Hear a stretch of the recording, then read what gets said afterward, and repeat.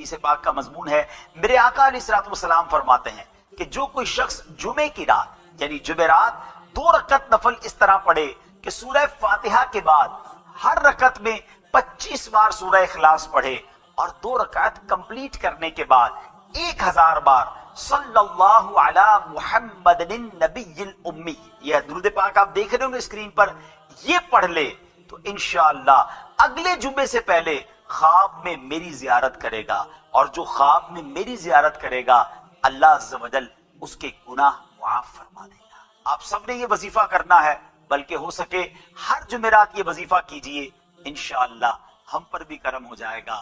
ہم دعا کرتے ہیں اے کاش کبھی ایسا بھی ہو خواب میں میرے وہ جس کی غلامی میں وہ آقا نظر آئے۔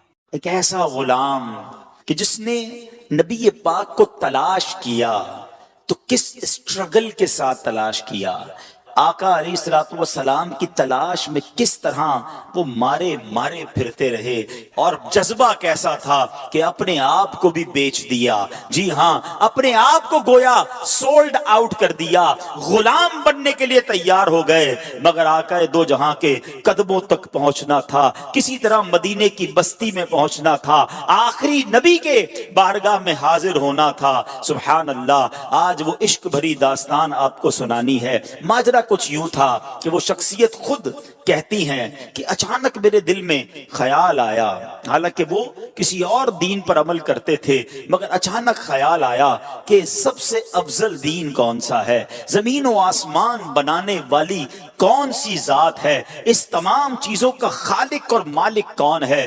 وہ کہتے ہیں کہ میں اس زمانے میں ایک راہب تھے، میں تلاش کر کے ان کے پاس پہنچا اور ان سے کہا کہ ذرا یہ تو بتائیے اس پوری دنیا میں سب سے افضل دین کون سا ہے۔ تو وہ راہب کو کہتے ہیں کہ تجھے یہ اچانک بات کہاں سے سوجھ گئی؟ تو کہتے نہیں، میں یہ جاننا چاہتا ہوں کہ زمین و آسمان کا مالک کون ہے، سب سے افضل دین کون سا ہے۔ تو اس نے کہا کہ پھر ایسا کرو، اگر اس سوال کا جواب چاہیے تو موصل میں، یہ عراق کا ایک علاقہ ہے، وہاں ایک راہب ہے، اس سے بڑا کوئی عالم نہیں ہے، تم ان کے پاس جاؤ، وہ شاید تمہاری رہنمائی کریں۔ ٹریول کر کے وہ کہتے ہیں میں ان کے پاس پہنچا، ان کے پاس میں رہا اور ان کے ساتھ میں عبادت کرنے لگا۔ وہ دن کو روزہ رکھتے تھے، رات کو عبادت کرتے تھے، میں بھی بالکل انہی کی طرح عمل کرنے لگ گیا۔ 3 سال ان کے پاس ٹھہرا رہا۔ اب ان کے وصال کا وقت قریب آ گیا۔ میں نے کہا آپ تو دنیا سے جا رہے ہیں، مجھے بتائیں اب میں کدھر جاؤں؟ کہتے ہیں مشرق میں تو کسی ایسے شخص کو نہیں جانتا جو اس دین کا کاربند ہو جس پر میں عمل کرتا ہوں، ہاں البتہ جزیرہ عرب کے پاس ایک راہب ہے، اس کے پاس چلے جاؤ اور اسے میرا سلام کہنا۔ آپ فرماتے میں اس عالم کے پاس چلا آیا، اس کے انتقال تک اس کے ساتھ رہا۔ اب جب اس کی وفات کی خبر ہوئی تو اب 3 سال کے بعد میں نے کہا اب مجھے آپ کس کے پاس جانے دیتے ہیں، آپ کی انتقال کا وقت قریب آ گیا ہے۔ وہ کہتے ہیں میں پوری دنیا میں اور کسی کو تو نہیں جانتا، البتہ اموریہ میں ایک بڑی عمر کا عالم ہے، پتہ نہیں تم اس سے مل بھی سکو گے کہ نہیں۔ بہرحال وہ کہتے ہیں اس راہب کا انتقال ہوا، میں اموریہ کا سفر کیا، حق کی تلاش ہے، دین حق کی تلاش ہے، خالق و مالک کی تلاش ہے، ایک شہر سے دوسرے شہر کا سفر ہے۔ اب وہ اموریہ پہنچتے ہیں، وہاں بھی کچھ عرصہ رہا، اب ان کے انتقال کا وقت بھی قریب آ گیا۔ کہتا ہے اب آپ مجھے کس کے پاس بھیجتے ہیں؟ وہ کہتے ہیں اب دنیا میں میرے علم کے مطابق کوئی ایسا عالم نہیں جو حق پر ہو، البتہ ایک زمانہ قریب آتا جا رہا ہے جب حضرت ابراہیم علیہ السلام کی آل میں ایک شخص پیدا ہوگا، کئی 100 سال باقی ہیں، تم اس کو نہیں پا سکو گے، لیکن دیکھو اس کے علاوہ کسی اور کے پاس مت جانا، اگر تم وہ زمانہ پالو تو پھر تم ان کو ضرور ان کا ساتھ دینا، وہ حق پر ہوں گے۔ اور سنو اس شخصیت کی نشانی یہ ہے، انہی کی قوم کے لوگ انہیں ساحر کہیں گے، معاذ اللہ جادوگر کہیں گے، مجنون کہیں گے، کاہن کہیں گے۔ اور دیکھو ان کی ایک نشانی اور ہے، ہدیہ دو گے نا تو تناول کر لیں گے، صدقہ دو گے تو وہ اس میں سے کچھ نہیں کھائیں گے۔ اور سنو ان کے دونوں کاندھوں کے درمیان، دونوں شانوں کے درمیان مہر نبوت بھی جگمگا رہی ہوگی۔ میرے آقا کی بھی کیا شان ہے، ابھی دنیا میں ظاہری آئے نہیں ہے، زمانہ پہلے ہی دیوانہ ہے۔ शायर कहता ना, एक मैं ही नहीं उन पर कुर्बान जमाना है, जो रब्बे दो आलम का महबूब यगाना है। आका का पता बता दिया, मगर कब आएंगे, किधर आएंगे, कहते कुछ पता ना था। अब वो शख्सियत कहते हैं कि मैं इंतजार करता रहा। आखिर एक बस्ती की तरफ एक काफिला जा रहा है। अरब की एक वादी है, खजूरों की वादी है। याद रहे, अभी लफ्ज़ मदीना, उस शहर को मदीना कहा नहीं जाता था, उसके पहले कई और नाम थे। कहते काफिला जा रहा था। मैंने उनसे पूछा तुम लोग कौन हो? वो कहने लगे हम उस बस्ती की तरफ जा रहे हैं जिस बस्ती का इशारा उस राहिब ने दिया था। आसान लफ्जों में समझ लो, वो काफिला मदीने को जा रहा था। कहते हैं कि हम वहां तिजारत करने के लिए जा रहे हैं। हम वहां तिजारत करते थे, लेकिन वहां आले इब्राहिम में से एक शख्स पैदा हुआ है, उसकी कौम उसके कत्ल के दर पे है, जिसकी वजह से वो हिजरत करके हमारे शहर में आ गया है। हमें डर है कि कहीं वो हमारी तिजारत को रोक ना दे। अब सुनो, मदीने पर उसको कंट्रोल हासिल हो गया है। माअल्लाह, वो काफिले वाले नबी पाक अलैहिस्सलाम के खिलाफ बातें कर रहे थे, मगर इस आशिक रसूल के दिल की धड़कन तेज होने लग गई। अरे ये तो वही निशानी है, मदीने में आले इब्राहिम से एक शख्स आ गया है, कौम जो है उसके खिलाफ है। कहा अच्छा ये तो बताओ, ये उनकी कौम उनके बारे में क्या कहती है? वो ताजिर कहते हैं उनकी कौम उन्हें काहिन कहती है, साहिर कहती है, मजनून कहती है। अल्लाह अकबर। अब ये दीवाना समझ गया मेरी मंजिल मदीने में है, ये काफिला जिधर जा रहा है मुझे उधर ही पहुंचना है। कहते हैं उन ताजिरों को ऐसा करो मुझे साथ ले जाओ। कहते पैसे हैं तुम्हारे पास? कहते कोई पैसा नहीं। अरे बगैर पैसे के सफर कैसे होगा? कोई तो इवज दे दो, कोई तो माल दे दो। कहते मेरे पास कुछ नहीं, मगर अरसा हो गया है उस शख्सियत के इंतजार में, जिंदगी बीत गई है, मुझे किसी तरह मदीने पहुंचा दो, मुझे किसी तरह उनके पास पहुंचा दो। कहा अच्छा इतनी तड़प है, चलो हमारे सरदार के पास। काफिले के सरदार के पास लाया गया। सरदार कहता है पैसे हैं? कब पैसे नहीं, ज़्यादा राह है, ज़्यादा राह नहीं। अरे कुछ तो देना पड़ेगा। कब मेरे पास और तो कुछ नहीं है, ऐसा करो मुझे ही खरीद लो, मुझे गुलाम बना लो, तुम्हारी खिदमत करता रहूंगा, किसी तरह मदीने ले जाओ। सुनो मेरे प्यारे इस्लामी भाइयों, सदियों पुरानी दास्तान है। एक दीवाना आका की याद में तड़प रहा है, उन्हें दुनिया के कोने कोने में तलाश कर रहा है। अब ताजिर कहते चलो तुम्हें गुलाम बनाते हैं। एक बार नहीं, दो बार नहीं, बताया जाता है शहरे मदीना तक पहुंचते पहुंचते ये दीवाना 10 बार बिकता गया। गुलामे मुस्तफा बनकर मैं बिक जाऊं मदीने में, मोहम्मद नाम पर सौदा सरे बाजार हो जाए, बेदाम ही बिक जाइए बाजार नबी में, इस शान के सौदे में खसारे नहीं होते। ये गुलाम बनकर बिकते रहे। बिलाखिर 10 बार बिकने के बाद ये दीवाना मदीने तो पहुंच गया, मगर रास्ता नहीं पता जाना किधर है। अच्छा ये जो शख्सियत है ना, इनकी जबान भी अरबी नहीं थी, कोई उस पूरे शहर में इनकी जबान जानता ही नहीं था। ये फारसी बोलते थे, मदीने में सारे लोग अरबी बोलते थे। किससे रास्ता पूछते, किससे मालूमात लेते, जाना किधर है नाम पता नहीं है। अब गुलाम थे, उसने मदीना पाक में खजूरों के बाग में लगा दिया कि अब तुम्हारा काम खजूरें तोड़नी है। कहते मैं खजूरें तोड़ता था, मैं मेहनत मजदूरी करता था, मैंने पीठ पर इतना बोझ उठाया कि मेरा सीना जो है और पेट जो है वो पीठ की तरफ चला गया। बस मजदूर बना हुआ था, इंतजार था नबी आखिरुज़्ज़मा का, कभी तो दीदार होगा, कभी तो उनका जलवा देखूंगा, कभी तो उनकी गुलामी इख्तियार करूंगा। मगर लोग करीब से गुजरते थे, मेरी जबान ही कोई नहीं समझता था। कहते अब एक दिन एक बूढ़ी खातून आई, मैंने उससे बात की, वो मेरी बात समझ गई और उसने कहा कि मैंने उससे अर्ज की कि माँ जी मुझे बता दो वो शख्सियत कहाँ है जो नया दीन लेकर आए हैं, जो हजरत इब्राहिम की औलाद में से हैं, जो अल्लाह वहदहू ला शरीक की तरफ बुलाते हैं, मुझे उनका पता बता दो। अब वो कहती हैं कि सुबह सवेरे नमाज फजर के बाद दिन के इब्तिदाई हिस्से में वो करीब से गुजरेंगे।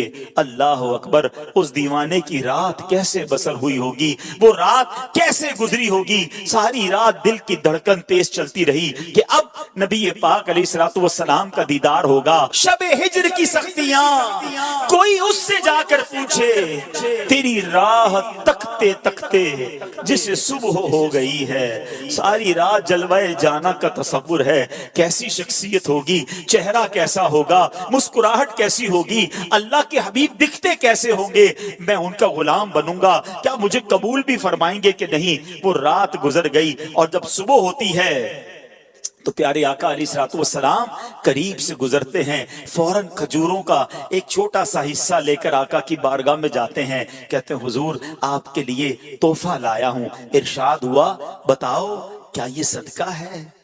کہتے ہیں جی حضور صدقہ ہے۔ آقا نے صحابہ سے کہا آپ سب کھا لیں، نبی پاک نے تناول نہیں فرمایا۔ پہلی نشانی کنفرم ہو گئی۔ دوبارہ گیا ایک اور کھجوروں کا تھال لے کر، کہا حضور یہ لایا ہوں، کہا صدقہ ہے، کہا نہیں حضور ہدیہ ہے، تحفہ ہے۔ آقا علیہ الصلوۃ والسلام نے خود بھی کھایا، خود بھی تناول فرمایا، اپنے صحابہ میں بھی تقسیم کیا۔ دوسری نشانی پوری ہو گئی۔ اب دل بیتاب ہے کہ مہر نبوت دیکھنی ہے۔ راہب نے بتایا تھا کہ دونوں کاندھوں کے درمیان ایک بڑی خوبصورت سی مہر نبوت، حدیث کی کتابوں میں لکھا ہے کبوتر کے انڈے کی طرح نبی پاک کی پیٹھ مبارک پر دونوں شانوں کے درمیان مہر نبوت تھی۔ اب آقا علیہ الصلوۃ والسلام دو چادریں پہنا کرتے تھے، چادر پہنی ہوئی ہے۔ اب وہ شخصیت کہتے کبھی میں دائیں جا کر دیکھنے کی کوشش کرتا، چادر تھی اس لیے دیکھ نہیں پاتا تھا۔ اللہ اکبر، نبی پاک میری طرف دیکھ کر مسکرائے۔ آقا نے سمجھ لیا کہ میں کیا دیکھنا چاہتا ہوں۔ نبی پاک نے اپنی مبارک چادر اتاری، کہا جو ڈھونڈ رہے ہو، جو دیکھنا چاہتے ہو آؤ دیکھ لو۔ وہ دیوانہ کہتا ہے میں دوڑتا ہوا گیا، مہر نبوت دیکھی اور نبی پاک کی پیٹھ سے لپٹ گیا، چومنے لگ گیا۔ حضور آپ کی تلاش میں مارا پھر رہا ہوں، بہت عرصہ ہو گیا ہے حضور، بہت دیر سے آپ کو تلاش کر رہا ہوں۔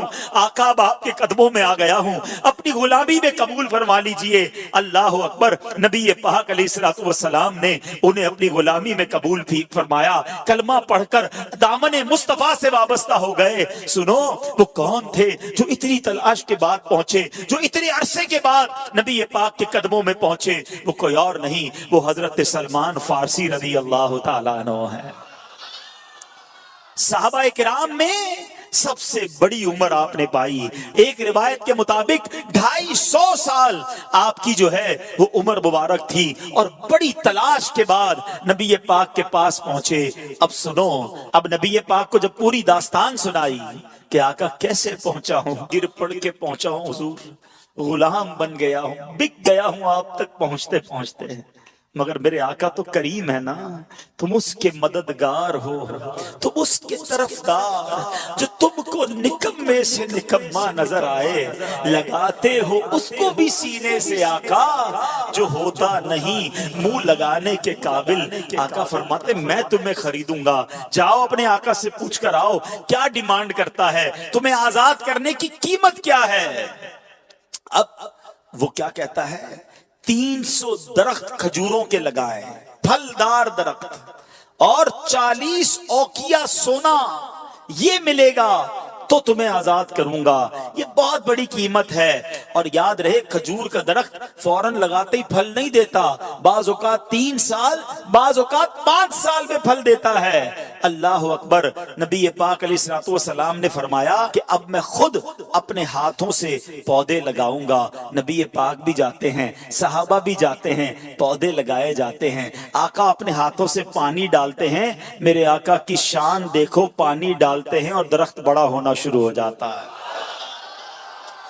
کچھ ہی دنوں میں وہ درخت پھلدار ہو جاتا ہے۔ پورے مدینے میں شور مچ جاتا ہے کہ جناب یہ کیسا شان والا غلام ہے جس کے لیے کھجور کے درخت بھی بڑے ہو گئے۔ نبی پاک نے سونا بھی عطا فرمایا، گویا پیارے آقا علیہ الصلوۃ والسلام نے اپنے عاشق کی قیمت خود ادا کی۔ وہ کہتے ہیں نا جب تک بکے نہ تھے کوئی پوچھتا نہ تھا، تم نے خرید کر مجھے انمول کر دیا۔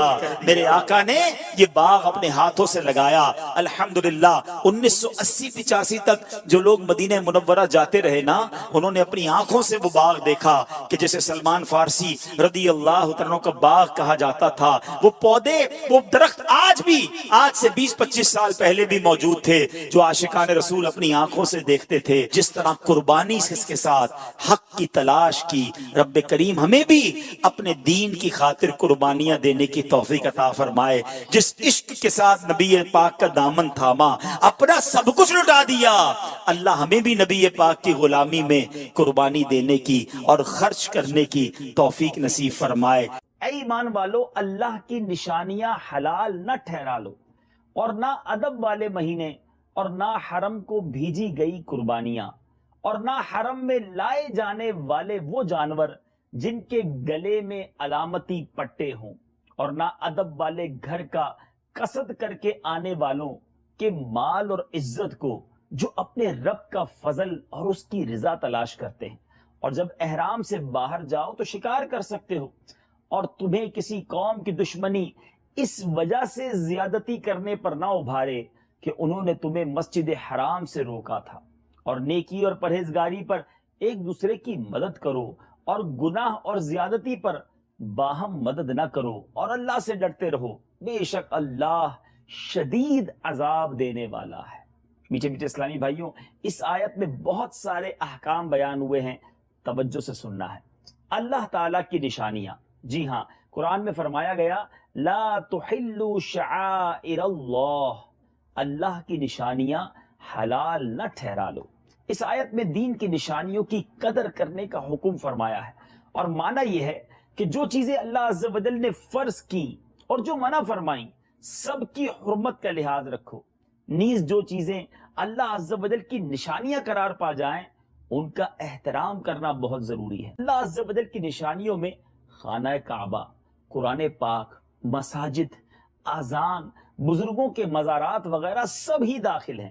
بلکہ جس چیز کو اللہ عز و جل کے مقبول بندوں سے نسبت ہو جائے وہ بھی شعائر اللہ بن جاتی ہے. جیسے حضرت حاجرہ رضی اللہ تعالیٰ عنہ کے قدم صفا اور مروہ کے پہاڑوں پر پڑے تو وہ پہاڑ شعائر اللہ یعنی اللہ عز و جل کی نشانیاں بن گئے. رب عز و جل نے قرآن میں فرمایا ان الصفا والمروہ من شعائر اللہ، بے شک صفا اور مروہ اللہ عز و جل کی نشانیوں سے ہیں. وَلَلشَّهْرَ الْحَرَامِ، اسی آیت میں ایک اور حصے میں کیا فرمایا گیا؟ اور نہ حرمت والے مہینوں کو فرمایا گیا کہ حرمت والے مہینوں کو حلال نہ ٹھہرا لو. محترم مہینے 4 ہیں، رجب، ذی-قعدہ، ذوالحجہ اور محرم. زمانہ جاہلیت میں بھی کفار ان کا ادب کرتے تھے، اور اسلام نے بھی ان کا احترام باقی رکھا. یاد رہے کہ اولاً اسلام میں ان مہینوں میں جنگ حرام تھی. اب ہر وقت جہاد ہو سکتا ہے، لیکن ان کا احترام بدستور باقی ہے. اچھا، اسی آیت میں ایک اور شاندار حکم، نیکی اور پرہیزگاری پر ایک دوسرے کی مدد کرنا. وَتَعَاوَنُوا، اور ایک دوسرے کی مدد کرو. اس آیت مبارکہ میں اللہ تعالیٰ نے 2 باتوں کا حکم دیا، نیکی اور پرہیزگاری پر ایک دوسرے کی مدد کرنے کا، گناہ اور زیادتی پر باہمی تعاون نہ کرنے کا. بر سے مراد ہر وہ نیک کام ہے جس کے کرنے کا شریعت نے حکم دیا ہے، اور تقویٰ سے مراد یہ ہے کہ ہر اس کام سے بچا جائے جس سے شریعت نے روکا ہے. اسم سے مراد گناہ ہے، اور عدوان سے مراد اللہ تعالیٰ کی حدود میں حد سے بڑھنا. ایک قول یہ ہے کہ اسم سے مراد کفر ہے اور عدوان سے مراد ظلم یا بدعت ہے. حضرت عبداللہ ابن عباس رضی اللہ تعالیٰ عنہ فرماتے ہیں نیکی سے مراد سنت کی پیروی کرنا ہے. سبحان اللہ.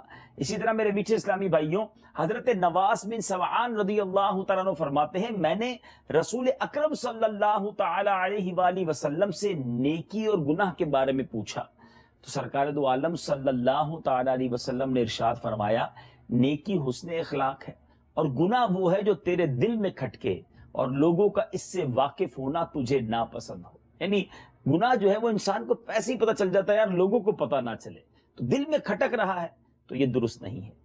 اب نیکی کے کاموں میں ایک دوسرے کی مدد کرنے اور گناہ کے کاموں میں مدد نہ کرنے کا حکم، سبحان اللہ، یہ جو اس آیت میں دیا گیا یہ انتہائی جامع آیت مبارکہ ہے. نیکی اور تقوی میں ان کی تمام انواع و اقسام داخل ہیں، اور اسم اور عدوان میں ہر وہ چیز شامل ہے جو گناہ اور زیادتی کے زمرے میں آتی ہو۔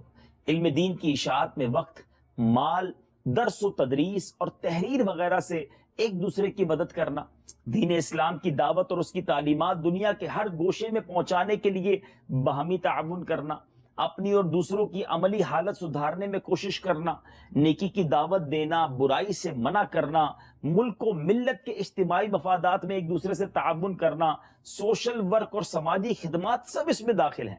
گناہ اور ظلم میں کسی کی بھی مدد نہ کرنے کا حکم ہے، اس میں کسی کا حق مارنے میں دوسرے سے تعاون کرنا، رشوتیں لے کر فیصلے بدل دینا، جھوٹی گواہیاں دینا، بلا وجہ کسی مسلمان کو پھنسا دینا، ظالم کا اس کے ظلم میں ساتھ دینا، حرام اور ناجائز کاروبار کرنے والی کمپنیوں میں کسی بھی طرح شریک ہونا، بدی کے اڈوں میں نوکری کرنا، یہ سب ایک طرح سے برائی کے ساتھ تعاون ہے اور ناجائز ہے۔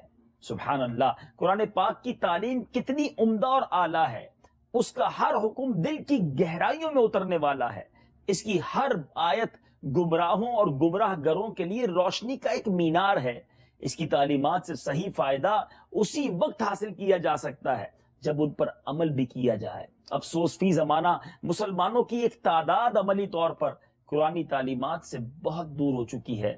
اللہ تبارک و تعالی سبھی مسلمانوں کو قرآن پاک کی تعلیمات پر عمل کرنے کی توفیق عطا فرمائے۔ اب اس آیت سے چند فوائد بھی ہمیں ملتے ہیں، علماء نے یہ ہمارے لیے تحریر فرمائے ہیں۔ نمبر 1، جس چیز کو عزت و عظمت والی چیز سے نسبت ہو جائے وہ دینی شعار اور شعائر اللہ بن جاتی ہے۔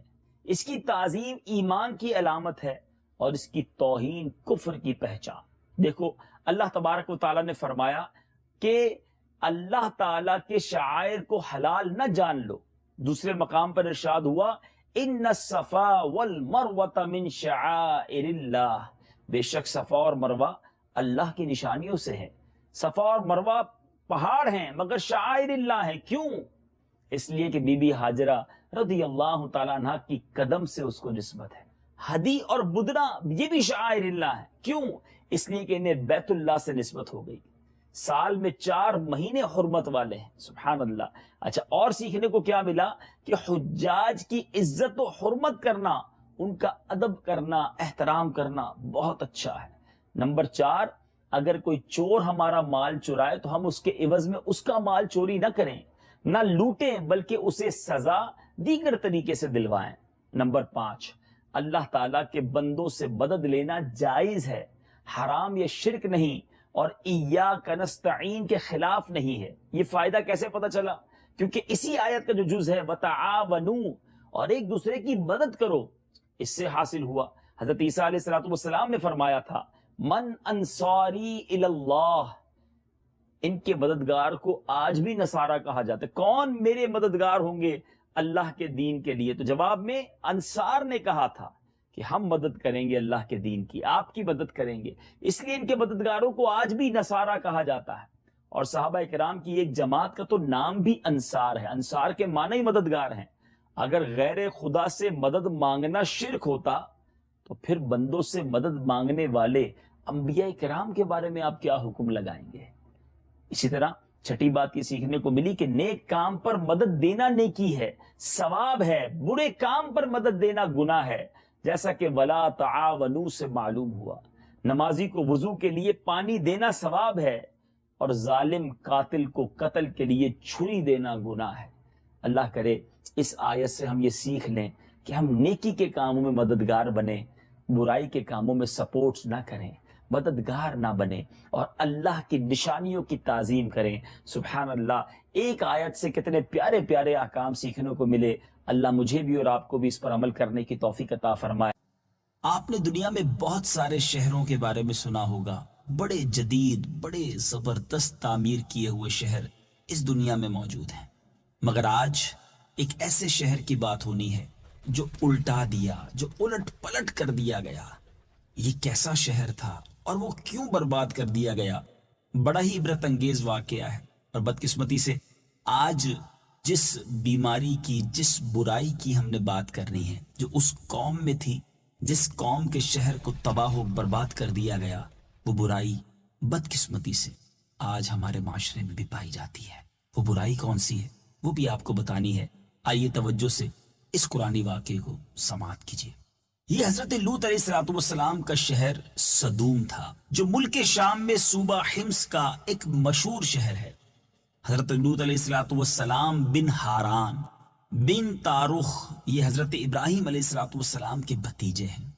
یہ لوگ عراق میں شہر بابل کے باشندہ تھے. پھر حضرت ابراہیم علیہ السلام وہاں سے ہجرت کر کے فلسطین تشریف لے گئے اور حضرت لوط علیہ السلام ملک شام کے ایک شہر اردن میں مقیم ہو گئے اور اللہ تعالیٰ نے آپ کو نبوت عطا فرما کر صدوم والوں کی ہدایت کے لیے بھیج دیا.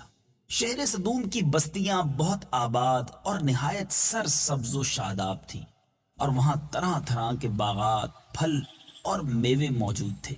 شہر کی خوشحالی کی وجہ سے اکثر جا بجا کے لوگ مہمان بن کر ان آبادیوں میں آیا کرتے تھے. شہر کے لوگ ان مہمانوں کی مہمان نوازی کی وجہ سے بڑے پریشان تھے. اتنے سارے مہمان اور اب ان کی مہمان نوازی بھی کرنا پڑتی. اب وہ مہمانوں کی آمد سے تنگ ہو چکے تھے مگر مہمانوں کو روکنے اور دور کرنے کی کوئی صورت نظر نہیں آ رہی تھی. اس ماحول میں ابلیس لعین شیطان جو ہے ایک بوڑھے شخص کی شکل میں نمودار ہوا اور ان لوگوں سے کہنے لگا کہ اگر تم لوگ مہمانوں کو بھگانا چاہتے ہو، اپنے سے دور کرنا چاہتے ہو، اپنی زندگی کو پرسکون بنانا چاہتے ہو تو ایسا کرو کہ تمہاری بستی میں جب بھی کوئی مہمان آئے تو تم اس کے ساتھ بد فعلی کرو. معاذ اللہ. اب سب سے پہلے ابلیس ایک نوجوان اور خوبصورت شخص کی شکل میں خود آیا اور اس نے بستی والوں کے ساتھ خود بدفعلی کروائی.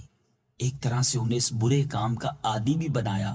اب میٹھے میٹھے اسلامی بھائیوں، رفتہ رفتہ یہ لوگ اس برے کام کے اتنے عادی ہو گئے کہ عورتوں کو چھوڑ کر مردوں سے اپنی شہوت پوری کرنے لگے. چنانچہ حضرت لوط علیہ السلام نے ان لوگوں کو اس فعل بد سے منع کرتے ہوئے اس طرح واز فرمایا جو کہ قرآن مجید میں ان الفاظ کے ساتھ موجود ہے. أتأتون الفاحشة ما سبقكم بها من أحد من العالمين. ترجمہ: کیا تم وہ بے حیائی کرتے ہو جو تم سے پہلے جہان میں کسی نے نہیں کی؟ إنكم لتأتون الرجال شهوة من دون النساء بل أنتم قوم مسرفون.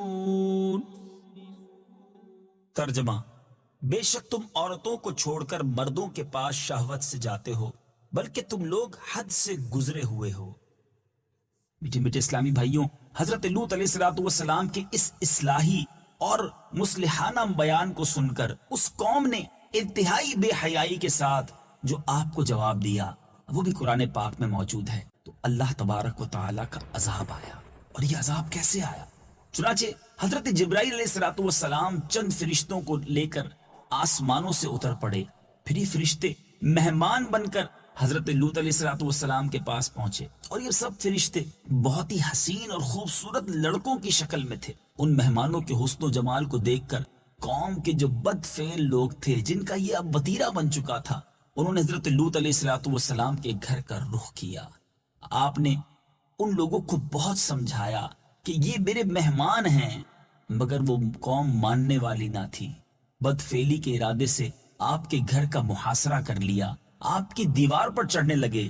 حضرت لوط علیہ السلام نے نہایت دل سوزی کے ساتھ ان لوگوں کو سمجھانا چاہا، اس برے کام سے منع کرنا چاہا مگر یہ بد فعل اور سرکش قوم اپنے بےہودہ جواب اور برے اقدام سے باز نہ آئی. تو آپ اپنی تنہائی اور مہمانوں کے سامنے رسوائی سے تنگ دل ہو کر غمگین اور رنجیدہ ہو گئے. یہ منظر دیکھ کر حضرت جبرائیل علیہ السلام نے فرمایا کہ اے اللہ عز و جل کے نبی، آپ بالکل فکر نہ کریں، ہم لوگ اللہ تبارک و تعالیٰ کی طرف سے بھیجے ہوئے فرشتے ہیں جو ان بدکاروں پر عذاب لے کر اترے ہیں. لہٰذا آپ مومنین اور اپنے اہل و عیال کو ساتھ لے کر صبح ہونے سے قبل ہی اس بستی سے دور نکل جائیں اور خبردار کوئی شخص پیچھے مڑ کر اس بستی کی طرف نہ دیکھے ورنہ وہ بھی عذاب میں گرفتار ہو جائے گا۔ اور میٹھے میٹھے اسلامی بھائیوں، چنانچہ حضرت لوط علیہ السلام اپنے گھر والوں اور مومنین کو ہمراہ لے کر بستی سے باہر نکل گئے۔ پھر حضرت جبرائیل علیہ السلام شہر کی 5 بستیوں کو اپنے پروں پر اٹھا کر آسمان کی طرف بلند ہوئے اور کچھ اوپر جا کر ان بستیوں کو الٹ دیا، اور یہ آبادیاں زمین پر گر کر چکنا چور ہو گئی اور زمین پر بکھر گئی۔ پھر کنکر کے پتھروں کا می برسا اور اس زور سے سنگ باری ہوئی کہ قوم لوط کے تمام لوگ مر گئے اور ان کی لاشیں بھی ٹکڑے ٹکڑے ہو کر بکھر گئیں۔ عین اس وقت کہ جب یہ شہر الٹ پلٹ ہو رہا تھا، حضرت لوط علیہ السلام کی ایک بیوی جس کا نام واعلہ تھا، جو در حقیقت منافقہ تھی اور قوم کے بدکاروں سے محبت رکھتی تھی، اس نے پیچھے مڑ کر دیکھ لیا اور یہ کہا کہ ہائے میری قوم، یہ کہہ کر کھڑی ہو گئی۔ پھر عذاب الہی کے ایک پتھر اس کے اوپر بھی گر پڑا اور وہ بھی ہلاک ہو گئی۔ اور ہم نے ان پر بارش برسائی تو دیکھو مجرموں کا کیسا انجام ہوا۔ جو پتھر اس قوم پر برسائے گئے وہ کنکروں کے ٹکڑے تھے، اور ہر پتھر پر اس شخص کا نام لکھا ہوا تھا جو اس پتھر سے ہلاک ہوا۔ اے میرے میٹھے اور پیارے اسلامی بھائیوں، اس واقعے سے کیا سیکھنے کو ملتا ہے؟ یہ بات پتہ چلتی ہے کہ یہ کس قدر برا فعل ہے۔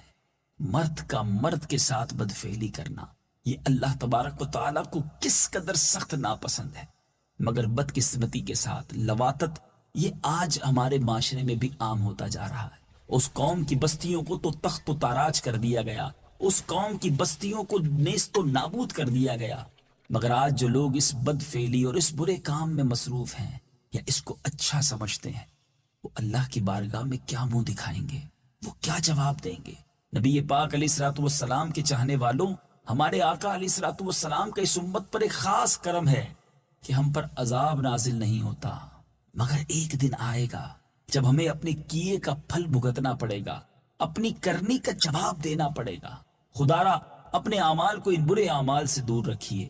منقول ہے کہ حضرت سلیمان علیہ السلام نے ایک مرتبہ ابلیس لعین سے پوچھا کہ اللہ تعالیٰ کو سب سے بڑھ کر کون سا گناہ ناپسند ہے؟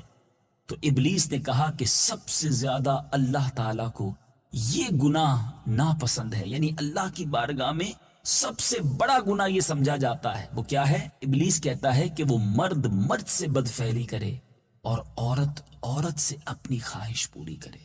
میٹھے میٹھے اسلامی بھائیوں اور بدری چینل کے ناظرین، بات ہے بڑی عجیب، بات کرتے ہوئے بعض اوقات زبان بھی ساتھ نہیں دیتی، لیکن بیماری کی بات نہیں کریں گے تو علاج کیسے ہوگا؟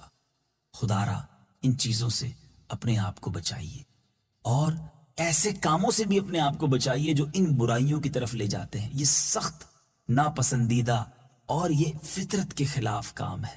اللہ تبارک و تعالیٰ اس امت کو ان برے کاموں سے محفوظ فرمائے اور ہم سب کو شریعت کے مطابق زندگی گزارنے کی توفیق عطا فرمائے۔ پچھلی قوم کے واقعات دراصل ہمارے لیے زبردست درس عبرت ہیں۔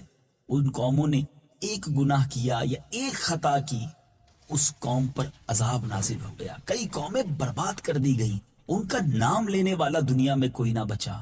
مگر یہ بات کرتے ہوئے کس قدر دکھ ہو رہا ہے کہ آج ہماری قوم کے اندر، آج ہم مسلمانوں کے اندر بھی کئی ایسے گناہ موجود ہیں جو پچھلی قوم نے تو ایک گناہ کیا تو برباد ہو گئے، اور شاید آج مسلمانوں میں وہ بہت سارے گناہ موجود ہیں۔